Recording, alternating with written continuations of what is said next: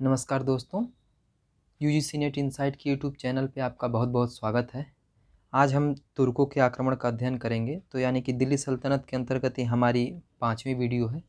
पहले के 4 वीडियो में, जिसमें 3 वीडियो हमने दिल्ली सल्तनत के स्रोतों पे जिक्र किया है और चौथा वीडियो जो है अरब आक्रमण के संदर्भ में हमने अध्ययन किया है। ये हमारी 5वीं वीडियो है जिसके अंतर्गत हम तुर्कों के आक्रमण का अध्ययन करेंगे। तो चलिए शुरू करते हैं। इसके अंतर्गत हमने अरब में एक मैप लगा दिया है, जिसके माध्यम से आपको एक आइडिया लग सके कि किन किन क्षेत्रों पे हमला हुआ था। तो ये देख सकते हैं कि गजनी का महमूद का साम्राज्य दिखाया जा रहा है। गजनी है, पेशावर है, मुल्तान है, ऊपर कश्मीर है, लाहौर है, तोमर है, चौहान है, मथुरा है, कछवाहा है, प्रतिहार है, चंदेल है, कलचुरी है, परमार है। नीचे आप सोमनाथ मंदिर भी देख सकते हैं, जहां महमूद गजनवी ने भयंकर लूटमार मचाई थी। तो इसका अध्ययन हम अभी डिटेल में करेंगे। तो चलिए आगे बढ़ते हैं। आपको जहां दिक्कत हो जगह समझने में, वो आप आकर के मैप देख सकते हैं वीडियो को बैक करके। तो चलिए आगे का क्लास शुरू करते हैं। तुर्कों के आक्रमण की अगर बात करें तो अरबों के बाद ये भारत पे दूसरा आक्रमण था, और चूँकि अरबों के बाद ये तुर्कों ने इस्लाम को ग्रहण किया, तो इसलिए ये बहुत ज़्यादा कट्टर थे। और इनके पास कट्टर होने के लिए और भी कारण थे, जिनमें से इनके पास विश्व के सर्वोत्तम घोड़े इनके पास थे, और उनको प्रशिक्षण करने के लिए व्यक्ति भी मिलते थे मध्य एशिया में। साथ ही इनके पास गौर के जो क्षेत्र थे, आसपास के जो पर्वत थे, वहाँ पे धातुओं और विशेष करके लोहे का बाहुल्य था। वहाँ पे इनको युद्ध सामग्री के लिए, तलवार बनाने के लिए, ढाल बनाने के लिए सामग्री मिल जाती थी। इस प्रकार से एक और परंपरा उपजी कि उस समय गाजी की अवधारणा का विकास हुआ कि जो लोग गाजी की उपाधि धारण करते थे। और गाजी की भावना कहें तो इसका प्रयोग गैर मुस्लिमों के विरुद्ध हुआ है, यानी कि जो तुर्क से लड़े वो गैर मुस्लिमों के विरुद्ध अगर लड़ करके जीतते थे तो गाजी की उपाधि धारण करते थे, और आगे चलकर भारत में काफिरों के विरुद्ध ये प्रयुक्त किया गया। तो इस प्रकार से तुर्क अरबों के मुकाबले ज़्यादा कट्टर थे। और अगर हम बात करें तुर्क आक्रमण का भारत के संदर्भ में, तो महमूद गजनवी और मोहम्मद गोरी के रूप में देखने को मिलता है। और भारत में इस्लाम धर्म का प्रवेश सर्वप्रथम अरबों के माध्यम से हुआ, लेकिन मुस्लिम सत्ता की स्थापना का श्रेय, जो वास्तविक श्रेय जाता है, वो तुर्कों को जाता है। अगर हम गजनी वंश की बात करें तो गजनवी वंश या यामिनी वंश उसको कहते हैं। तो जो ट्रांसाक्सियाना और खुरासान का क्षेत्र था, यानी कि पश्चिमोत्तर जो क्षेत्र था, अभी हमने आपको मैप में दिखाया, तो ट्रांसाक्सियाना और खुरासान के क्षेत्र में सामानी वंश शासनरत था, और जो तुर्क थे इनके दास थे। 963 ईस्वी में अलपगीन ने अपने आप को स्वतंत्र शासक घोषित कर लिया और गजनी को अपनी राजधानी बना लिया, और वहाँ पे इसने आगे चल करके यामिनी वंश की स्थापना की। इसी वंश के उत्तर पश्चिम क्षेत्र में, या उत्तर पश्चिम क्षेत्र में एक हिंदुकुश पर्वत था, उसके पूर्व की तरफ हिंदू शाही वंश राजवंश शासन कर रहा था, तथा उसके पश्चिम में अल्पगीन था, उसका यामिनी वंश था। तो इस प्रकार से दोनों के बीच संघर्ष होना लाजमी था, क्योंकि दोनों की सीमाएं एक दूसरे से टच कर रही थी। और इस तरह से देखा जाए तो भारत पर पहला तुर्क जो शासक 977 ईस्वी में सुबुक्तगीन ने भारत की सीमा पर आक्रमण किया, और हिंदू राजवंश की राजधानी जो उद्भानपुर थी उस समय, तथा इस समय शासक वहाँ का जयपाल था। यानी कि जो हिंदू शाही राजवंश था उसका शासक जयपाल था, और हिंदुकुश पर्वत के पश्चिम के क्षेत्र में सुबुक्तगीन शासनरत था, जिन दोनों के बीच में 991 ईस्वी में युद्ध हुआ। जयपाल ने अजमेर, कालिंजर और कन्नौज के शासकों का एक संघ बनाया, लेकिन सुबुक्तगीन ने इसको परास्त कर दिया। ये इम्पोर्टेंट है, आप याद रखेंगे कि अजमेर, कालिंजर और कन्नौज का 991 ईस्वी में जयपाल ने एक संघ बनाया था, लेकिन उस संघ को सुबुक्तगीन ने पराजित किया। और ये इम्पोर्टेंट इसलिए है ये इस युद्ध का कि क्योंकि इस युद्ध में महमूद गजनवी युवराज के तौर पे शामिल हुआ था। और जब 997 ईस्वी में सुबुक्तगीन की मृत्यु हो गई तो वो अपने मृत्यु से पहले ही अपने छोटे बेटे इस्माइल को उत्तराधिकारी बना दिया था, लेकिन महमूद गजनवी ने उसे पराजित करके और स्वयं गद्दी पे बैठ गया। अब थोड़ा सा हम महमूद गजनवी के बारे में चर्चा कर लेते हैं। इसके जन्म 971 ईस्वी में हुआ और इसके जो पिता थे सुबुक्तगीन थे। इसने उपाधि सुल्तान आजम की धारण की, और ये इम्पोर्टेंट है कि सुल्तान की उपाधि धारण करने वाला यह पहला शासक था। इसे बुत सिकन भी कहा गया है, यानी कि मूर्ति भंजक। इसने गाजी की उपाधि धारण की। अभी आपको चर्चा किया हूँ कि गाजी मतलब गाजी का प्रयोग पहली बार गैर मुस्लिम तुर्कों के विरुद्ध लड़ने के लिए हुआ। तो इसने गाजी की उपाधि भी धारण की, इसने सुल्तान की भी उपाधि धारण की। और बगदाद के जो खलीफा थे अब्दुल कादिर बिल्ला ने इसको दो उपाधि दी, यामीन उद दौला और अमीन उद मिल्लत। ये इम्पोर्टेंट है कि बगदाद के जो खलीफा थे अब्दुल कादिर बिल्ला, इसको दो उपाधि दिए, अमीन उद दौला और अमीन उद मिल्लत। अगर हम बात करें महमूद गजनवी के भारत पर आक्रमण करने के उद्देश्य के संदर्भ में, तो यहाँ हमें दो मत देखने को मिलते हैं। एक धर्म युद्ध का बात यानी कि जिहाद का कॉन्सेप्ट उभर के आता है, तो दूसरा धन की लूट की बात करते हैं।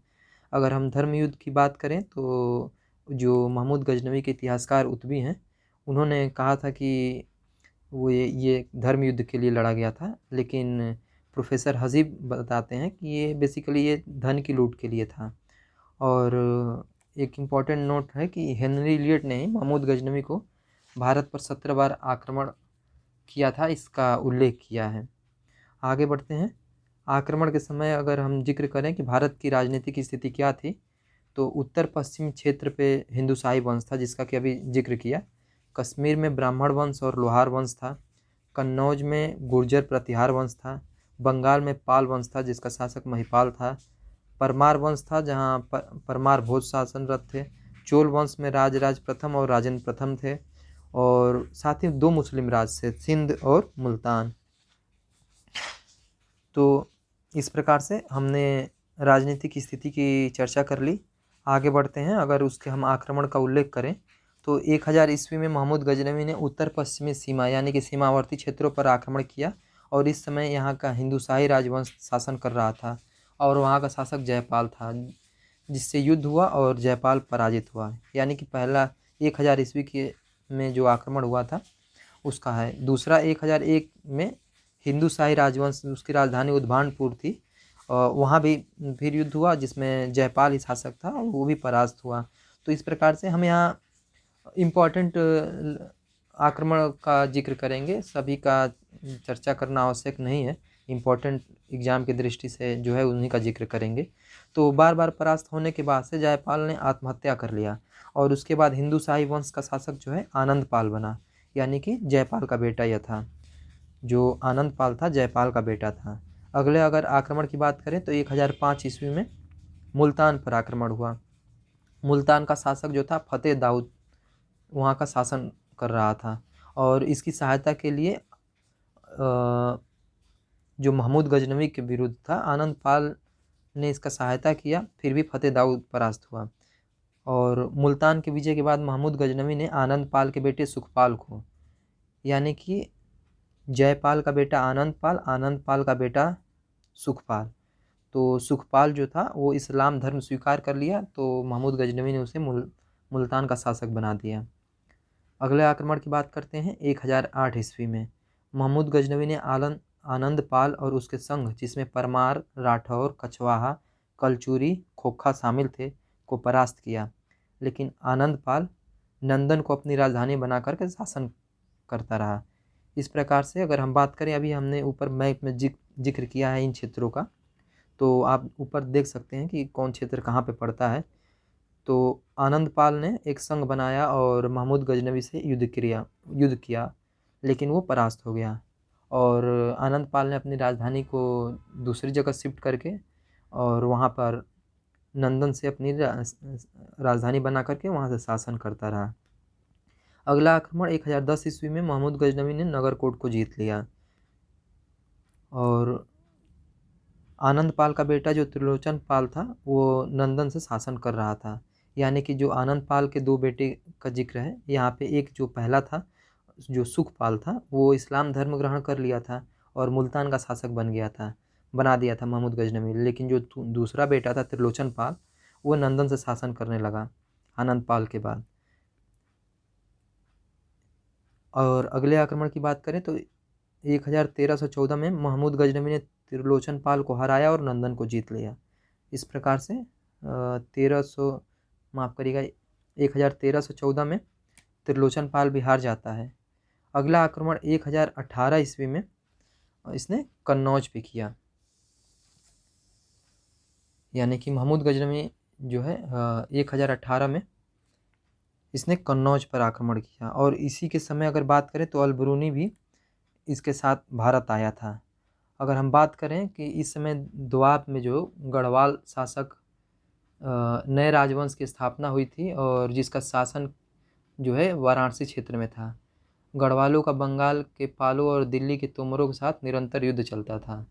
इस समय की जो स्थिति थी, चाहमान और चौहान नामक एक अन्य राजवंश का राजस्थान में उदय हुआ था, जिसका एक प्रतिनिधि था जो पृथ्वीराज चौहान थे। तो आगे हम बात करें तो इसी समय कन्नौज में गुर्जर और प्रतिहार शासक राज्यपाल शासन कर रहा था जो बिना आक्रमण के भाग गया था। इसी आक्रमण के समय मथुरा, वृंदावन, बरन, बुलंदशहर को जीता गया था और यह आक्रमण महमूद गजनवी के लिए सर्वाधिक फायदेमंद का था। और इम्पॉर्टेंट एक पॉइंट है, यहाँ नोट कर लेंगे कि राज्यपाल के युद्ध से भागने पर विद्याधर चंदेल ने उसे दंडित किया था। यानी कि कन्नौज में जो युद्ध हुआ था, अगर हम बात करें कि आधुनिक पश्चिमी उत्तर प्रदेश में बरन था, बुलंदशहर, यहाँ पे स्थानीय राजपूत शासकों को महमूद गजनवी ने पराजित किया। उसके बाद वह तीर्थ स्थल मथुरा की ओर बढ़ा और वहाँ पे उसने राजपूत राजा कलचुरी शासक जो थे कोकल द्वितीय को, उनको हराया। और कोकल की जो पराजय थी तीव्र गति से घुड़सवार और सैनिकों के विरुद्ध मंद गति से बढ़ने वाली सेनाओं की पराजयों का बोधक थी। इस प्रकार से मथुरा और वृंदावन को लूटने के पश्चात जो है महमूद गजनवी प्रतिहारों की राजधानी कन्नौज की ओर बढ़ा और उस पर आक्रमण किया और उसको जीता। और इस प्रकार से इस क्षेत्र में उसने महमूद गजनवी ने बहुत से धन लूटे और बहुत से उसको युद्ध लड़ने में फायदे हुए। यानी कि बहुत सारे जो भी आभूषण, जेवरात, धन थे सभी उसने लूट लिए और लूट करके वो लेकर के गजनी वापस चला गया। यहाँ पे एक इम्पोर्टेंट नोट है, उसको देखेंगे। राज्यपाल के युद्ध से भागने पर विद्याधर जो चंदेल था उसे दंडित किया था।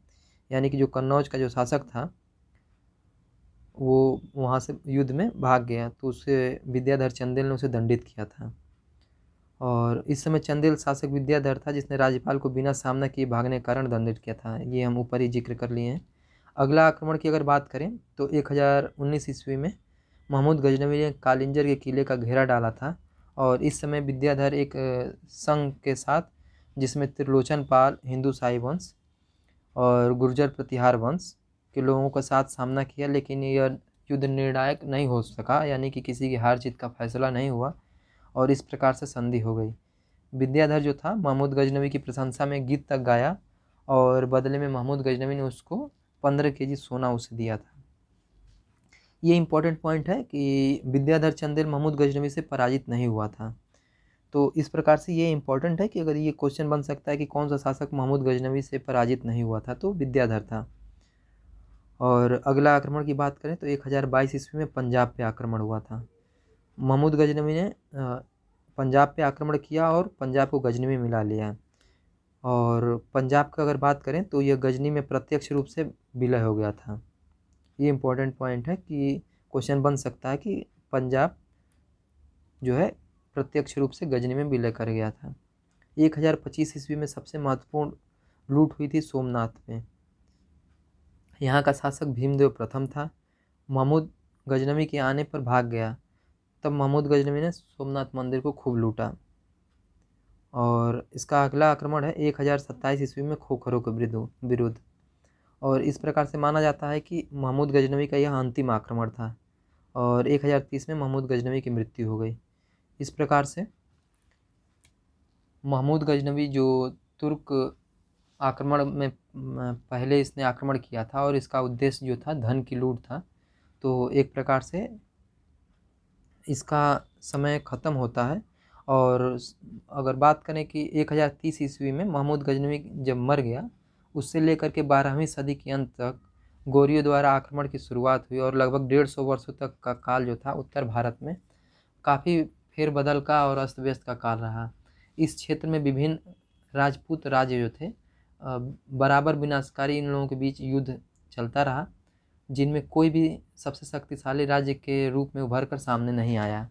अगर हम बात करें कन्नौज पर महमूद के आक्रमण के बाद प्रतिहार शक्ति जो थी वो भी शिथिल हो गई थी और उनके स्थान पर छोटे छोटे जो अधीनस्थ राज्य थे उनका उदय हुआ। अभी हमने इसके पहले भी आपको जिक्र किया कि 11वीं सदी के अंत में दुआब में जो गढ़वाल नामक एक नया राजवंश की स्थापना हुई, जिसका शासन केंद्र जो है वाराणसी का क्षेत्र हुआ। और गढ़वालों का जो बंगाल के पालों और दिल्ली के तोमरों के साथ निरंतर युद्ध चलता रहा। इस प्रकार से अपनी शक्ति को काफ़ी कम करते रहे और इनमें यूनिटी नहीं थी, इसलिए बाहरी आक्रमण आते थे बार बार करके चले जाते थे। और चाहमान यानी जो चौहान नामक एक अन्य राजवंश का जो राजस्थान में उदय हुआ और जिसका एक प्रवर्ती प्रतिनिधित्व मानते हैं हम कि पृथ्वीराज चौहान तृतीय थे। उनके साथ मोहम्मद गोरी का जो तराइन का युद्ध था बहुत ही इम्पोर्टेंट युद्ध रहा। तो हम अगला डिस्कशन मोहम्मद गोरी का ही करेंगे। तो बात करें मोहम्मद गोरी का, तो ये भारत में मुस्लिम सत्ता का वास्तविक संस्थापक था। मोहम्मद गोरी का जो मूल क्षेत्र था गोर क्षेत्र था, जो पहले गजनवी वंश के अधीन था और बाद में जो है इस क्षेत्र का इस्लामीकरण हो गया और उस क्षेत्र पर क्या कहते हैं कि इस्लामी प्रभाव बढ़ने के कारण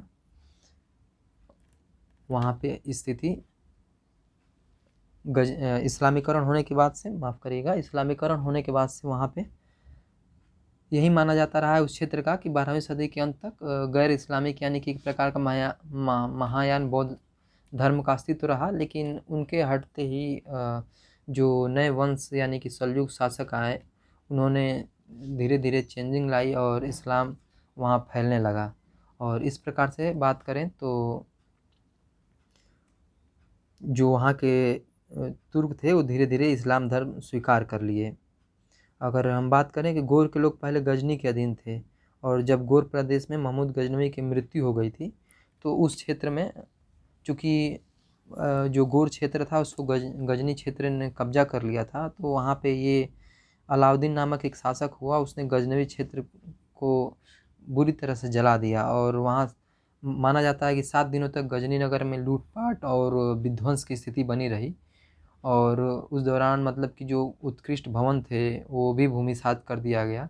इसलिए अलाउद्दीन हुसैन शाह को क्या कहते हैं जहाँ सोच की उपाधि दी गई, यानी कि वर्ल्ड बर्नर कहा गया। और उसके बाद 2 शासक हुए अलाउद्दीन के बाद से, गियासुद्दीन जो पश्चिमी क्षेत्र था और शिहाबुद्दीन यानी जो पूर्वी क्षेत्र था। तो ये दोनों भागों में बंटवारा कर दिया गया, यानी दोनों भाई थे शिहाबुद्दीन और गियासुद्दीन बड़ा भाई था और शिहाबुद्दीन छोटा था। तो जो छोटा था उस शिहाबुद्दीन वही आगे चल कर के मोहम्मद गोरी बना और इसे माँ इसकी जंगी कहती थी और बड़े बेटे को हफ्सी कहती थी। जो बड़ा बेटा था गियासुद्दीन उसको उसकी माँ हफ्सी कहती थी। अगर इसके वंश की बात करें तो ये संसबनी वंश का था। और इसकी उपाधियों का अगर बात करें तो इसकी उपाधि मुइजुद्दीन, मोहम्मद बिन शाम और शिहाबुद्दीन देखने को मिलती है। आगे अगर हम गोरी के समय अगर भारत की राजनीतिक स्थिति की अगर बात करें तो जो मुस्लिम राज्य था सिंध और मुल्तान और पंजाब 3 था। सिंध में अगर हम बात करें तो सुम्र मुस्लिम थे, मुल्तान में करमाथी मुस्लिम और पंजाब में गजनवी वंश का जो अंतिम शासक था खुसरो मलिक वो शासनरत था। अगर हम गुजरात में बात करें तो गुजरात में चालुक्य वंश था, जो सोलंकी वंश कहा जाता है, जिसके शासक मूलराज द्वितीय थे। अजमेर और दिल्ली में चौहान वंश था, जिसके शासक पृथ्वीराज चौहान तृतीय थे। कन्नौज में गढ़वाल शासक जयचंद थे। कलचुरी में जो चेदी वंश था। बुंदेलखंड में भी चंदेल वंश था, जहाँ का शासक परमादिदेव थे। तो इस प्रकार से ये क्वेश्चन मिलाने को आ जाता है मैच द फॉलोइंग करने के लिए। तो ये बहुत ही इंपॉर्टेंट पॉइंट हैं, आप इनको नोट डाउन या इसके लिए एक आप शार्ट नोट्स बनाते चलिएगा। तो ये बहुत ही इंपॉर्टेंट पॉइंट्स हैं। अगर कोई भी पॉइंट अगर समझ ना आए तो बैक करके एक बार आप फिर देख लीजिएगा। आगे बढ़ते हैं।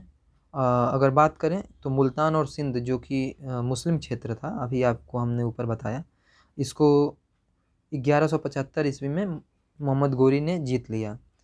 और 1178 ईस्वी में गुजरात पे आक्रमण हुआ और यहाँ का शासक मूलराज द्वितीय था। इसका छोटा भाई मूलराज द्वितीय मतलब मूलराज द्वितीय भीम द्वितीय ने अपनी मां नायिका देवी के साथ मिलकर गोरी को हरा दिया था। मूलराज द्वितीय का जो छोटा भाई था भीम द्वितीय ने अपनी मां नायिका देवी के साथ मिलकर के मोहम्मद गोरी को हरा दिया। यह गोरी की पहली हार थी भारत में और इस युद्ध को माउंट आबू का युद्ध कहते हैं। यानी कि गुजरात का युद्ध जो हुआ था 1178 ईस्वी में मोहम्मद गोरी और भीम द्वितीय के बीच में हुआ था और इसे माउंट आबू का भी युद्ध कहा जाता है। इसमें गोरी की पराजय हुई थी। अगला आक्रमण की बात करें तो 1189 माफ़ करिएगा 79 में गोरी ने पंजाब के क्षेत्र पर आक्रमण कर दिया और वहाँ पर गजनवी वंश का अंतिम शासक खुसरो मलिक शासनरत था, उसको हरा दिया। अगला आक्रमण इसने 1186 ईस्वी में लाहौर पर किया और गोरी ने लाहौर को जीत लिया। 1188 ईस्वी में इसने भटिंडा यानी कि जो पंजाब क्षेत्र में पड़ता था उसको भी जीत लिया। और यही इम्पोर्टेंट था कि तराइन युद्ध होने का कारण बना, क्योंकि जो भटिंडा था उस पर पृथ्वीराज चौहान अपना अधिकार मानता था। अब बात करें अगर तराइन का प्रथम युद्ध का तो 1191 ईस्वी में तराइन का प्रथम युद्ध हुआ था। यह युद्ध मोहम्मद गोरी हार गया और पृथ्वीराज चौहान जो है तृतीय वो जीत गया। इसके बाद मोहम्मद गोरी ने अपने प्रिपरेशन पे ध्यान दिया और व्यवस्थाओं को कहाँ कहाँ उसने गलतियाँ की हैं उस पर ध्यान दिया, जबकि पृथ्वीराज चौहान तृतीय इस सब संबंधों में निष्क्रिय बना रहा, जिसकी वजह से 1192 में यानी कि अगले वर्ष ही युद्ध हुआ जिसमें पृथ्वीराज चौहान को गोरी ने हरा दिया। और इसकी मृत्यु पर हमें दो मत देखने को मिलते हैं। हसन निजामी जो हैं ये कहते हैं कि पृथ्वीराज चौहान कुछ समय तक गद्दी पर बैठा रहा, उसके बाद इसको रणथंभौर भेज दिया, जबकि मिन्हाजुस सिराज जो कहते हैं कि नहीं, ये युद्ध के दौरान ही मारा गया। हसन निजामी तर्क देते हैं कि गोरी ने पृथ्वीराज चौहान के सिक्कों को पुनः जारी किया तथा उस पर एक और मोहम्मद शाम लिखवाया। बाद में जब पृथ्वीराज चौहान जो है षड्यंत्र करने लगा तो उसकी हत्या करवा दी। पृथ्वीराज के मृत्यु के बाद अजमेर में गोविंदराज जो पृथ्वीराज का पुत्र था तथा दिल्ली में गोविंदराज का पुत्र गद्दी पर बैठाया गया।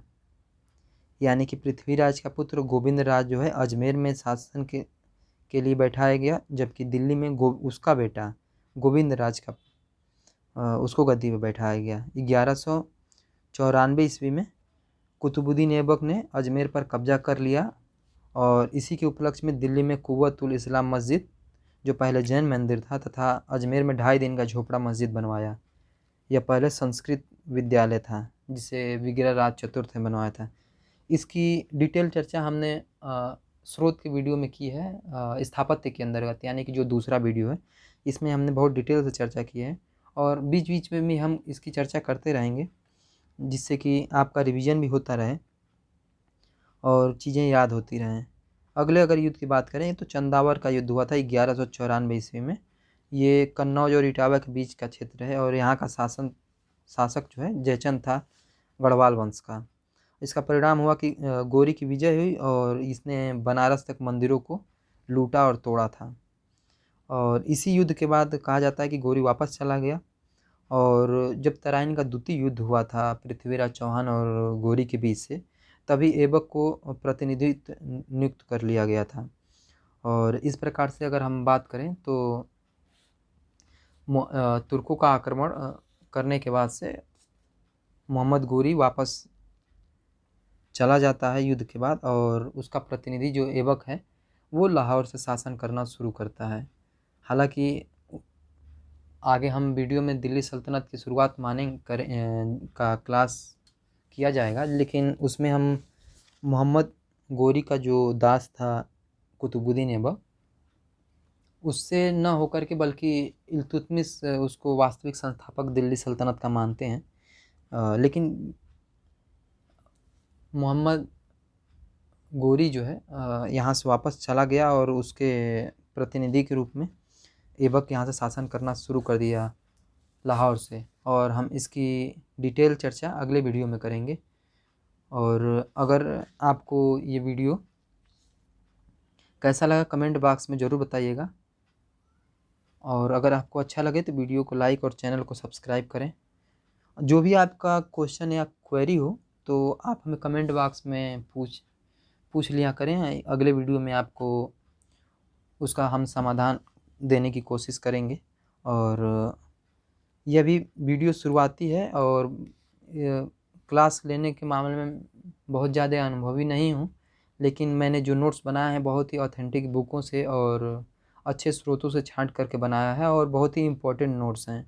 तो नोट्स के मामले में मैंने कोई कंप्रोमाइज़ नहीं किया है। हाँ, हो सकता है कि आपको पढ़ाने की शैली बहुत अभी बेहतर न लगे या अच्छे ढंग से डेवलप नहीं हुई है, लेकिन धीरे धीरे निरंतर प्रयास करने के साथ साथ इनमें आप देखेंगे कि बदलाव देखने को मिलेगा, और आपको एक बेहतरीन तरीके से मैं वीडियो बना करके आपको दिया करूँगा। फ़िलहाल लेकिन जो भी हमारे नोट्स में चीज़ें या फैक्ट मेंशन की गई हैं वो बहुत ही इम्पोर्टेंट हैं, और कई बार ऑथेंटिक स्रोत से मिलाने के बाद ही आपको दी गई हैं। और आपको यूजीसी नेट के साथ साथ पीजीटी के एग्ज़ाम में या जीआईसी के एग्ज़ाम में ये वीडियो बहुत ही हेल्पफुल करेंगे, क्योंकि इससे डायरेक्ट क्वेश्चन आएंगे। और मैं इतना दावे के साथ कह सकता हूँ कि अभी तक मैंने जो दिल्ली सल्तनत के संबंध में 5 वीडियो दिए हैं, किसी भी एग्ज़ाम से उठाकर आप देखें, किसी भी मतलब इंडिविजुअल हिस्ट्री के सब्जेक्ट से अगर उठा के देखें तो आपको डायरेक्ट क्वेश्चन मिलेंगे। और साथ साथ जो हमने सोर्सेज को पढ़ाया है, हम आगे जब जैसे जैसे दिल्ली सल्तनत का शुरुआत करेंगे, ये चूँकि उसके पहले के हैं और चीज़ों की एक भूमिका बनाने में थोड़ा समय लगता है, तो हम आगे जब वीडियो बनाएंगे तो आपको डिटेलिंग के साथ बहुत ही अच्छे तरीके से फैक्ट के साथ और कॉन्सेप्ट को क्लियर करते हुए चलेंगे। और तमाम जो भी चीज़ें हैं उनको मैं फिर से डिटेल चर्चा करने की कोशिश करूँगा। जैसे स्रोत में हमने इतिहासकारों का जिक्र किया, तो उन इतिहासकारों का जिक्र हम फिर से दिल्ली सल्तनत जब हम पढ़ाना शुरू करेंगे तो उनके बारे में बीच बीच में जिक्र करते चलेंगे, जिससे आपका रिवीजन होगा और एक आपकी अच्छी तैयारी हो सकेगी, एक आपका होलिस्टिक अप्रोच बन सकेगा। मतलब आपको पूरा दिल्ली सल्तनत पूर्ण रूप से समझने में आपको बहुत मदद मिलेगी। तो हम आपको जैसे कि पहले जिक्र किए हैं कि दिल्ली सल्तनत और मुग़ल काल दोनों को हम अलग अलग पार्ट में मध्यकालीन भारत के अंतर्गत आपको पढ़ाएंगे, और दोनों को एक व्यवस्थित क्रम में पढ़ाएंगे, जिससे कि आप देखेंगे कि इससे क्वेश्चन बाहर नहीं जाएंगे और आपकी एक समझ भी बहुत बेहतर बनेगी। तो इन्हीं सब बातों को आप ध्यान रखिएगा और आप निरंतर क्लास करते रहिए, और आप हम इस बात की गारंटी देते हैं कि ये बहुत ही बेहतरीन, और इस तरह से आप किसी भी चैनल्स पे आप जाके देख सकते हैं कि आप इतने अच्छे से मैपिंग के साथ में और इतनी डिटेलिंग के साथ में कोई नहीं पढ़ाया होगा। फैक्ट के साथ साथ आपको कॉन्सेप्ट भी समझाऊंगा। हालांकि ये चूँकि शुरुआती वीडियो हैं तो इन में अच्छे से ये कवर कॉन्सेप्ट वाला नहीं हो पाता है, लेकिन जैसे हम दिल्ली सल्तनत पे आएंगे और कुतुबुद्दीन ऐबक से शुरुआत करेंगे अगली वीडियो में, तो आप देखेंगे कि आपको कॉन्सेप्ट के साथ साथ फैक्ट का एकदम बेहतरीन कॉम्बिनेशन बनेगा और आपको बहुत अच्छे ढंग से समझने में मदद मिलेगी। तो चलिए इन सब चीज़ों के साथ वीडियो हम समाप्त करते हैं। वीडियो अगर आपको अच्छा लगा हो तो लाइक करें और चैनल को सब्सक्राइब करें। आपको वीडियो देखने के लिए बहुत बहुत धन्यवाद।